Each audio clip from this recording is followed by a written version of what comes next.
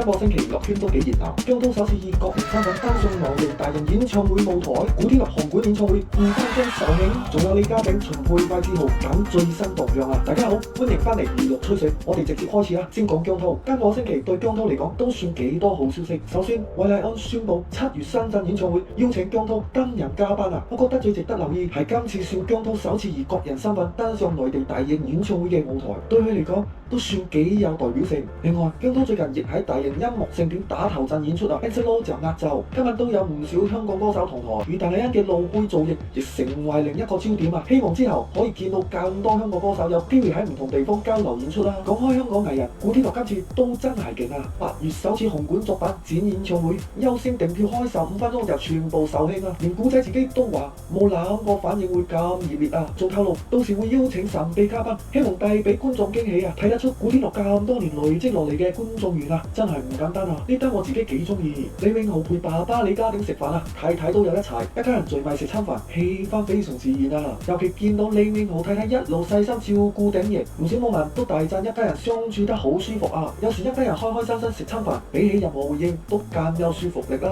愛回家又有熟口熟面嘅演員離開啦，飾演馬漢嘅魏志豪正式宣布離巢啊！結束12年同 TVB 嘅合作，佢話希望趁今次跳出舒適圈啊，挑戰咁多唔同嘅角色，12年真係唔短啊！希望之後好快可以喺其他作品見到佢啦。秦沛日前迎來81歲生日啊，女兒姜藝文分享咗一家人慶祝生日嘅相，見到秦沛精神非常好，笑容滿面，同屋企人又講又笑，我相信唔少觀眾都同我一樣睇得幾開心。秦沛陪住香港觀眾幾十年，演過無數嘅經典角色，而家最令人羨慕嘅反而係一家人健康平安、幸福咁一齊慶祝生日啊！講開拍劇，馬國明最近拍新劇外景啊，又俾唔少市民野心步我。今次劇情需要佢孭起一位飾演受傷老伯嘅演員，來來回回拍咗好多次啊，就算重拍都照樣全力完成啊！其實觀眾睇到可能只係幾十秒嘅畫面，但演員往往要花好多時間先拍得好啊！我覺得馬國明咁多年一直受歡迎，除咗演技，呢份敬業精神都係原因之一。阿哥又因為跑步成為話題，因為韓國影迷分享自己竟然已經第10次喺香港咬魚周潤發。不過今次最令人欣賞嘅係佢冇上前打擾啊，淨係遠遠影低留念。我覺得追星都係咁，支持偶像之餘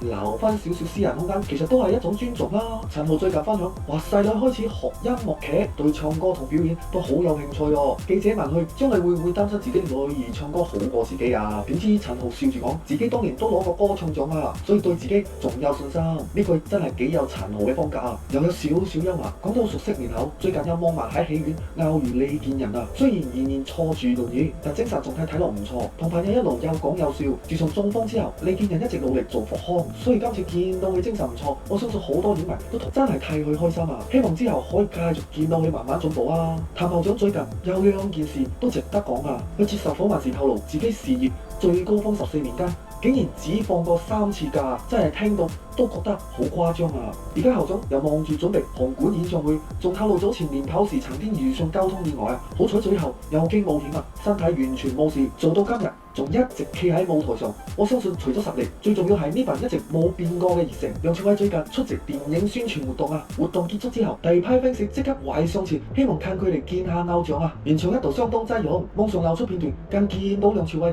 差啲失去平衡，好彩最後冇受傷。我覺得支持偶像當然開心啊，但安全始終放第一位，大家有秩序，藝人先可以安心同 fans 見面啦。《西遊記》3位老拍檔陳浩民、賴耀祥同麥長青最近再次同框啊，仲分享翻當年拍劇嘅趣事。好多網民都話，一見到3個人企埋一齊，即刻勾起童年回憶啊！有時一張合照就已經比千言萬語更加有力量啊！李連杰最近罕有談到家庭啊，表示一直同前妻2位女兒保持聯絡啊，亦感謝黎姿多年嚟一直照顧佢哋。其實一個家庭最難得嘅唔係冇問題，而係願意一直包容同支持彼此。我覺得呢樣更加值得珍惜。盧宛茵分享拍劇時曾經俾導演當眾責罵，不過佢冇一直忍耐，而係主動同導演溝通，最後事情亦順利解決。我反而幾認同佢，遇到問題及時講清楚，往往比一直收埋更容易解決啊！許廷鏗公開手術同患新射期間嘅經歷，坦言身心都承受唔少壓力，好彩一路有家人同朋友嘅陪伴，先慢慢康復。真係想提醒大家，工作在忙，健康永遠都係排第一。廖偉雄最近終於親口回應多年嘅傳聞啦，笑住承認自己喺馬來西亞做魚蛋生意，仲幽默話唔係聽講。